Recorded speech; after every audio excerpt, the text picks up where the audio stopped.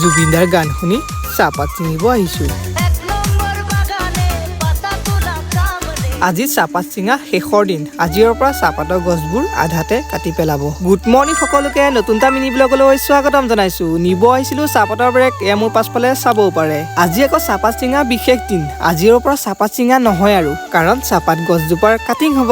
আৰু এতিয়া মই কঢ়িয়াই আহিছো চাহপাতৰ ব্ৰেক শেষৰ বাৰলে। চাহপাত অসমলৈ প্ৰথমবাৰৰ বাবে আহিছিল 1830 চনত আৰু চাহ বাগিচা প্ৰথম স্থাপন কৰিছিল চাবুৱাত। আপোনালোকে বাৰু চাহ গছৰ ফুল দেখিছেনে?